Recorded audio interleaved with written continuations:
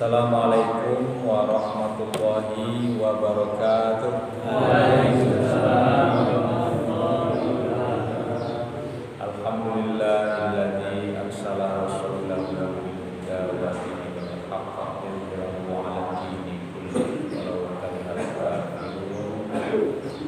Asyhadu an la ilaha illallah wahdahu la syarika lah wa asyhadu anna Muhammadan abduhu wa rasuluhu la nabiyya ba'dah.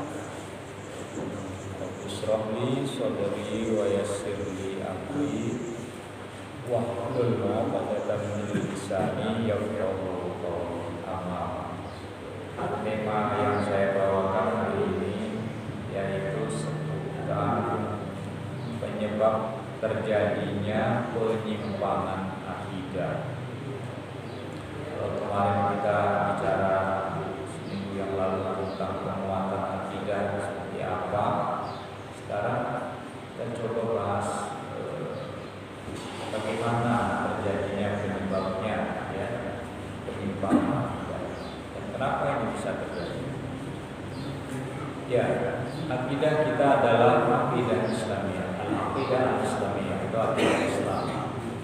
Nah, akidah Islam ini adalah akidah yang membawa keselamatan kita di dunia dan di akhirat pasti percaya. Dan akidah yang tertanam di dalam hati sanubari kita ini itu tidak tergoyahkan oleh apapun. Kalau kemarin saya bahas, ada orang yang pindah agama karena perkawinan, ada orang pindah agama karena butuh rayu, harta, jabatan, kemewahan. Ada orang pindah agama karena memang dia miskin. Nah, itu terjadi karena lemahnya akidah yang mereka. Apa itu? Ihdinas shiratal mustaqim. Ya Allah, tunjukkanlah kami jalan yang lurus. Jalan yang lurus itu jalan yang mengantarkan kita pada keselamatan itu, bukan jalan yang kesesatan. Ya, walau doli, bukan jalannya orang sesat. Karena kalau orang kesasar itu kan jalannya kemana-mana. Nggak ngerti belok kanan, terus ini belok kiri, terus ini tahu bingung sendiri. Masuknya dari di mana, nanti keluar di mana, dia tidak tahu. Dalam akidah pun seperti itu. Kita bisa tersesat akidah kita bila kita tidak berada di shiratal mustaqim, jalan yang lurus. Nah, jalan yang lurus itulah yang harus kita ikuti, yaitu dinul qayyim. Makanya Islam pun juga disebut dengan dinul qayyim, agama yang meneguhkan kebenaran yang membawa keselamatan pada kita semua. Sehingga jangan sampai kita sudah beribadah, ternyata ibadah kita itu menyimpang jauh dari ajaran Islam. Nah, itu jangan sampai sekali. Nah, karena itu saya akan menjelaskan kenapa bisa terjadi penyimpangan akidah tersebut. Ada paling tidak 4 penyebab terjadinya penyimpangan akidah. Yang tidak Islamiah kita, ya, agama Islam yang kita anut ini, keyakinan ya di dalamnya itu bisa terjadi penyimpangan dan berujung pada kesesatan. Itu paling tidak penyebabnya ada 4 hal. Apa yang pertama penyebab penyimpangan akidah itu? Yang pertama adalah al-jahl atau jahlun bahasa Arab, itu artinya bodoh. Ya, jadi dia itu makanya disebut dengan bangsa bodoh. Bukan bodoh akalnya sebenarnya. Mereka sudah ditunjukkan kebenaran, mereka bisa baca tapi tidak menggunakan akalnya. Sehingga mereka itu bodoh walaupun mereka punya akal, karena nggak ngerti mana yang semestinya mereka lakukan. Kenapa mereka disebut bodoh? Wong mereka membuat patung sekitar Ka'bah itu zaman Rasulullah lahir pun masih banyak itu ada namanya patung apa Hubal, Lata, Manat, Isa, dan masih banyak lain lagi itu mengelilingi Ka'bah, itu patung. Kenapa mereka disebut bodoh? patung itu mereka yang bikin, tapi mereka juga menyembah apa yang mereka bikin atau buat. Wong buat Tuhan kok Tuhan malah disembah gitu. Mestinya Tuhan itu kan pencipta kita, bukan kita pencipta Tuhan. Ini kewalik-walik gitu loh Pak. Makanya disebutlah mereka itu jahiliyah. Asal katanya jahil, ya, bodoh. Ya. Nah, bodoh dalam penyimpangan akidah itu apa? Orang yang memang enggan belajar. Jadi kebodohan orang yang terjadi menyebabkan ia menyimpang akidahnya itu karena nggak mau belajar. Maka seperti bapak-bapak ini nggak betul kita datang ke masjid ini, saya yakin tujuan bapak itu bukan hanya cari ibadah, tapi ingin mencari ilmu, biar ngerti gitu loh, bagaimana cara agama kita itu, cara kita beragama yang benar, cara kita melaksanakan ibadah yang benar, cara kita bergaul dalam masyarakat yang benar. Kita kan dapat dari tausiah di situ, sehingga kita belajar dengan serius. Walaupun saya yakin apa yang saya sampaikan atau ustaz-ustaz lain sampaikan itu pernah diulang, gitu Pak. Mungkin yang pernah saya sampaikan pernah disampaikan oleh ustaz-ustaz yang lain. Tapi bagi bapak-bapak tidak masalah. Yang tadi mungkin lali, lupa gitu. Hasilnya kayak diingatkan lagi. Alhamdulillah, oh iya benar saya lupa yang benar seperti ini. Jadi kita tuh mau belajar. Orang yang menyimpang akidahnya itu, dia bodohnya itu karena dia tidak mau belajar, enggan belajar, ya. Karena dia enggan belajar sehingga dia tidak tahu. Saya ingin cerita, kalau saya belum pernah cerita ya, kalau sudah ya, kalau aja pengalaman. Karena ini kisah nyata gitu Bapak. Kalau anak sekarang bilang true story ya. Kisah nyata. Saya menyolatkan jamaah, sholat jenazah. Ya, di sebuah tempat, dia jadi imamnya, masih temannya, saya punya keluarga. Jadi setiap jamaah yang datang kan kita biasa panggil, kita menyolatkan jenazah tersebut. Dan karena dia orang terpandang di kampungnya itu, nah itu banyak yang menyolatkan, saya antri. Nah, kenapa saya maju ke depan itu banyak, saya lalu bilang sama jamaahnya itu, tidak apa-apa, rapat dikit lagi, saya bilang. Yang penting kita bisa bergerak gitu kan. Jarak setengah meter itu tidak apa-apa depannya dan belakangnya. Habis saya bilang seperti itu, ada jamaah di belakangnya letuk gitu. Ya mau rapat dong, gitu kan. Nah, Bapak coba bayangkan gitu. Sholat jenazah di biro ada rukuknya. Jadi ini orang yang kira-kira pernah sholat jenazah belum? Belum. Wah, bukan karena dia lupa, karena belum dia pernah sholat jenazah. Karena kalau orang pernah sholat jenazah, dia akan tahu sholat jenazah itu tidak ada rukuknya. Gitu loh Pak. Iya.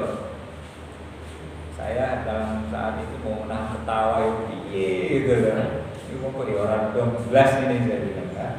Ya ini contoh, dan yang ngomong itu bapak-bapak gitu. Karena saya menghadap ke sana, tolong bapak dirapatkan kita maju lagi ke depan supaya kita masuk semua. Contoh loh, jadi dia tidak mengerti itu kenapa? Sebabnya paling tidak karena dia tidak belajar. Coba kalau dia belajar baca buku, walaupun tidak datang di pengawasan seperti ini, ada kan tuntunan sholat kita ada. Baca, jangan malas kita belajar. Oh saya nggak tahu, tanya. Kalau ada majelis-majelis pengajian itu nggak tahu itu tanya, ustadz, kiai, guru, ya siapapun itu, tokoh agama, tanya. Karena kalau kita nanti itu melakukan ibadah seperti yang barusan terjadi, lalu misalnya ada di kampung itu orang dakdong semua, lalu sholat jenazah, bisa-bisa nanti sholat jenazahnya pakai ruku. Nah itu kan bahaya. Kalau candanya itu tidak bahaya kan? Ya, jadi gitu Pak. Pertama, jadi penyebab terjadinya penyimpangan akidah itu karena jahil, karena bodoh, nggak mau belajar dan dia merasa sudah tahu. Itu tadi dia sok tahu, padahal dia tidak tahu. Itu yang pertama. Lalu yang kedua, penyebab terjadinya penyimpangan akidah itu adalah ta'assub. Apa ini ta'assub ini? Ta'assub ini adalah fanatik yang berlebihan. Nah, ini. Kita fanatik boleh loh. Kita sebagai seorang muslim ya, fanatik tapi internal kita saja untuk pribadi kita. Tetapi kita jangan berlebihan soal fanatik. Misalnya orang Islam Sunni kita ini kan, kita di Indonesia ini kan Sunni, Ahlus Sunnah wal Jamaah. Lalu kita sholat di Masjid Haram, ya Bapak Ibu. Masjid Haram itu kan di Mekah sana ya, atau Masjid Nabawi di Madinah. Kita mengenal orang sana itu dengan manhajnya Salafi Wahabi, gitu kan. Dan mereka juga menyebut diri mereka Sunni, Ahlus Sunnah wal Jamaah. Lalu kita bilang, wah saya tidak boleh ini sholat di sini nih, gitu kan. Imamnya ini Wahabi, Salafi ini nggak cocok dengan saya ini, gitu kan. Dah saya sholat di hotel saja, gitu. Nggak sholat saya di Masjid Haram. Hilangkan kefanatikan seperti itu. Kita semuanya berada di masjid yang disucikan oleh Allah. Bahkan sholat di masjid sana itu pahalanya 100.000 lebih utamaannya daripada sholat di masjid yang lain. Apakah karena kita merasa karena mereka beda cara ibadah dengan kita sedikit, lalu kita menganggap bahwa kita nggak mengikuti mereka? Wah, Masjid Haram ini ada kunutnya, saya nggak pernah kunut ya subuh, gitu kan? Saya nggak tahu sholat subuh di Masjid Haram ini. Itu fanatik yang berlebihan. Bapak Ibu coba perhatikan bagi Bapak Ibu, bapak-bapak yang pernah ke Mekah ya, atau ke Madinah umroh atau haji, itu yang sholat di Masjid Haram itu tidak hanya kita Sunni, banyak mazhab sholat di sana. Ya. Ada yang mazhab Maliki. Maliki itu Afrika Utara seperti di Aljazair, kemudian di Maroko, kemudian di Mesir. Itu sebagian mereka ada yang Maliki. Mereka yang di sholat di Maliki itu, kalau sholat itu begitu takbir, tangannya nggak sedekap di sini, Pak. Mereka tangannya itu diluruskan ke bawah, ya. Lalu kita, ini orang sholatnya nggak sah ini, gitu kan? Sholat tangan di dada semua, kok ini diluruskan ke bawah? Ini sholat apa ini? Wah, nggak betul ini. Kita kan fanatik dengan sholat kita. Yad al sadri, ya, tangan di atas dada, gitu kan? Itu enggak bisa kita mengatakan bahwa kita benar lalu mereka itu salah. Syiah, kalau Bapak ini pernah melihat ada orang Syiah itu kalau sholat Pak, itu ada batu pipi, itu mereka taruh di sejadah, pas nanti untuk sujud mereka dahi mereka. Lalu ketika kita sholat lihat, wah ini Syiah, orang sah di sholat ini. Sing benar aku, sing benar sholatnya. Tidak bisa kita dengan fanatik yang berlebihan seperti itu. Termasuk kita di Indonesia ini. Kemarin kita di Indonesia puasanya sampai betul dong. Ada yang Senin, ada yang Selasa. Lalu kita katakan yang Selasa rasa, yang Senin rasa. Tidak, ya. Karena masing-masing menggunakan dalil, menggunakan argumen, menggunakan dasar yang kuat. Misal Muhammadiyah basic kuatnya adalah di hisabnya, perhitungan hisab metode yang digunakan. Kalau NU misalnya menggunakan dasar ru'yah, itu masing-masing. Sehingga kita jangan menyalahkan. Sampai sholatnya puasanya kok Senin rasa enggak ya? Sebaliknya yang puasa Senin sampai sholatnya Selasa, wong wis poso kok saya makan hari Senin, itu kan bisa Pak. Kalau kita menghargai perbedaan, itu artinya kita tidak menyimpang dari akidah kita. Tapi saat kita sudah tidak menghargai perbedaan dan kita fanatik buta dengan apa yang kita yakini, nah itu yang tidak boleh. Makanya di dalam Islam itu kita diingatkan itu yang namanya tasammuh. Apa tasammuh itu? Itu bermakna toleransi. Jadi kita toleran. Kalau tetangga kita ada yang dia puasanya dia Senin, kita besok Selasa, ya kita jangan membori, sengaja makan depan dia. rokok depan dia padahal waktu puasa. Kita pada itu tahu puasa besok, saya ini orang gawe-gawe waktu mulai puasa berikut tidak boleh. Kenapa begitu? Karena biasanya orang-orang yang fanatik seperti itu menganggap dirinya yang paling benar. Pada masa lalu dan bahkan masa sekarang ada orang yang membuat ibadah-ibadah atau kegiatan keagamaan itu mengikuti apa yang dilakukan oleh nenek moyangnya. Kenapa sholatnya kok seperti itu? Zaman simbah wis ngono sih, masa ada diubah gitu kan. Padahal misalnya ada yang perlu diluruskan. Dalam surat Al-Baqarah ayat 170. Apa kata Allah? Wa iza qila lahum ittabi'u ma anzalallahu qalu bal nattabi'u ma alfaina 'alaihi aba'ana. Jadi apabila dikatakan kepada mereka, ikutilah apa yang telah Allah turunkan kepada kamu. Jadi kalau dikatakan, ikuti Al-Quran itu, ini loh pedomannya. Mereka jawab, qalu, mereka berkata, bal nattabi'u ma alfaina 'alaihi aba'ana. Tapi kata mereka, kami itu mengikuti apa yang kami dapati dari nenek moyang kami, dari bapak-bapak kami. Kita dalam beribadah itu jangan kita fanatik bahwa kefanatikan kita akhirnya menyalahkan kita dalam beribadah. Karena dulu boleh kok, sekarang berubah. Kan kayak gitu kan? Padahal karena kita belum mengkajinya secara mendalam. Nah, kalau kita belajar mengkajinya, kita akhirnya hidup memahami, kita akhirnya hidup belajar, kita akhirnya hidup saling belajar dan tahu yang dari tidak tahu menjadi tahu, dan kita tahu bahwa kita itu kurang ilmunya, sehingga sifat-sifat fanatik seperti itu bisa hilang. Baik, itu yang kedua Bapak D.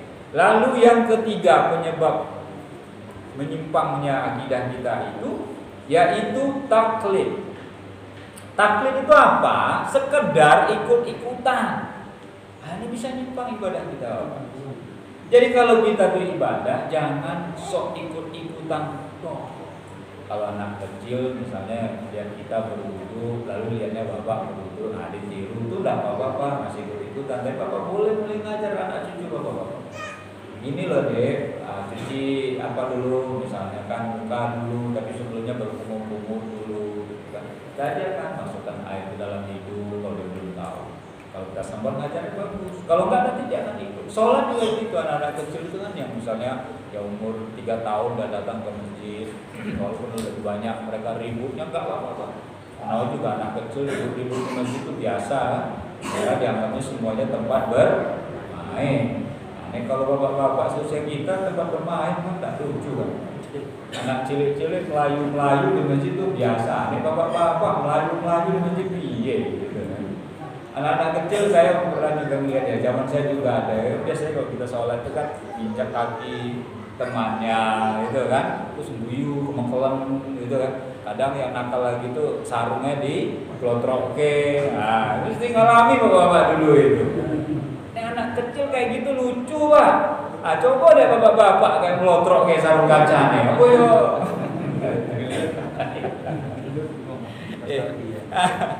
Mulai nostalgia. Oke. Ya, jadi enggak apa-apa nak butuh bawa ke masjid. Cuma nanti kita minta tanggung jawab, tolong ditenangkan ya. Itu sekali dia geri lari-lari, enggak apa-apa Pak.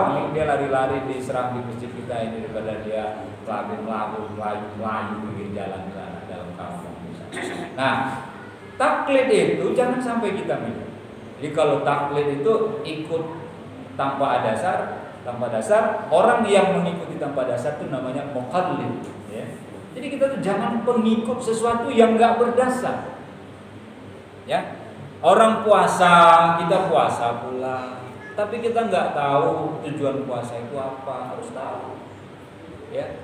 Puasa itu apa sesungguhnya? Harus tahu dulu sebelum kita melaksanakan puasa itu. Puasa itu definisinya kan menahan diri untuk tidak makan dan minum dan hal-hal yang membatalkan puasa sejak terbit matahari hingga terbenam matahari. Itu pengertian puasa, kita harus paham.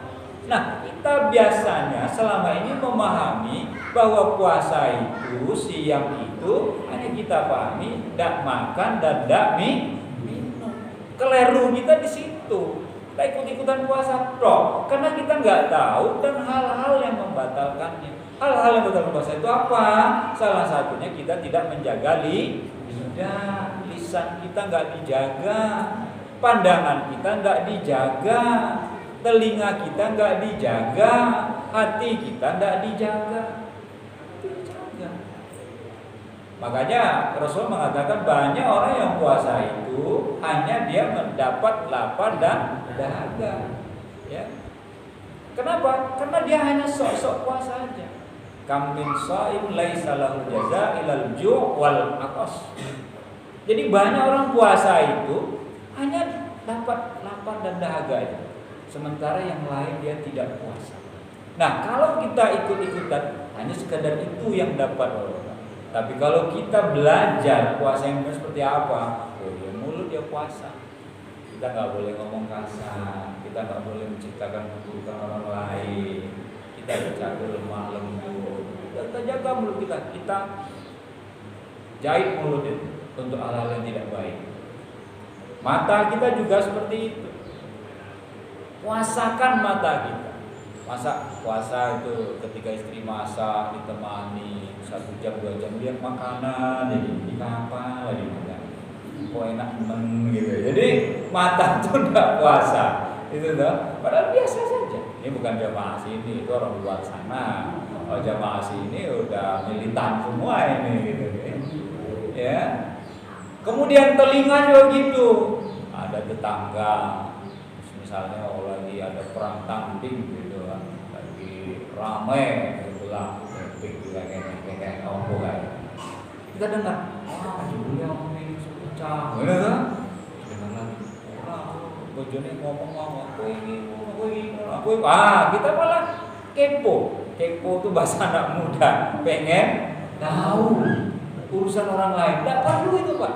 Kenapa? Berarti kita belum mempuasakan telinga. Itu bisa membatalkan puasa. Kalau kita ingin puasa itu tidak hanya mulut, makan dan minum kita stop, tapi mata anggota tubuh kita, mulut kita, telinga kita, hati kita. Itu ya, kalau habis nanti saya stop. Selesai betul enggak Pak? Sudah? Oh, 1 menit ya? Nah, saya tambah terakhir gitu. Yang terakhir penyebab menyimpangnya akidah yaitu ghaflah, lalai. Nah, lalai ini apa? Jangan kita lalai sholat. Ya, sholat itu yang bagus sholat tepat waktu. Maka kalau kita lalai dalam melaksanakan sholat, contohnya, nah itu bisa menyimpangkan akidah. Padahal sholat yang baik itu adalah sholat yang tepat waktu. Mungkin itu saja yang dapat saya lakukan Bapak-bapak semua. Semoga ada manfaatnya dan semoga apa yang kita lakukan pada hari ini mendapatkan balasan pahala dari Allah Subhanahu wa taala. Semoga kita tutup dengan wassalam. Alhamdulillah. Assalamualaikum warahmatullahi wabarakatuh.